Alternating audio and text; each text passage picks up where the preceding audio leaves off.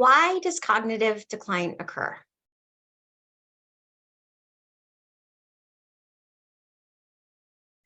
So, in the functional medicine model, adults need mental, physical exercise, nutritionally dense food, social engagement, avoidance of pathogen for normal neurologic retention. If we don't have those things, that's going to start leading us down the slippery slope of cognitive decline. We know that certain things increase the risk for dementia.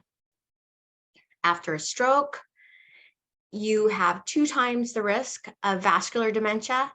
After a moderate or severe traumatic brain injury, you have 2 to 4 times increased risk for dementia. What's not mentioned is mild traumatic brain injury, and how if you have one mild traumatic brain injury, maybe it's no big deal, but what happens is that the microglia, which are the cells inside of the brain that are responsible for cleaning up things after trauma, they get kind of primed. And so with the second, even mild traumatic brain injury, they start becoming inflammatory. And with the third traumatic brain injury, even mild, where those microglia are not going to turn off. And so you're going to have an inflammatory state that's ongoing in the brain. And what we also know is that you don't just get a traumatic brain injury or concussion by hitting your head. You can also have a traumatic brain injury by something that's called a chemical concussion. So it can be even like eating an inflammatory food or having exposure to a mycotoxin or to heavy metal, or many different things can create a chemical concussion, which will provoke overactivation of the microglia and create that highly inflammatory state in the brain, which is, of course, a risk for dementia.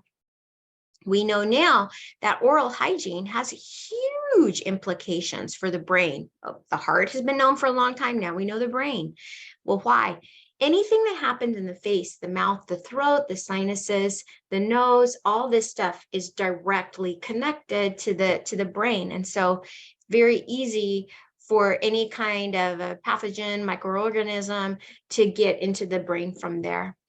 Diet increases the risk for dementia. If you have a poor diet, if you have GI problems, if you're not eliminating properly, if you're using medications like proton pump inhibitors or TUMS that make it so that you can't digest your food, then that's bad for dementia. You have to poop, you have to pee, you have to be hydrated, you have to sweat, you have to stay away from the pathogens. And even a lot of the medications are gonna like slow down and kill the mitochondria. And so those are all gonna be pro-dementia. Going back to our model.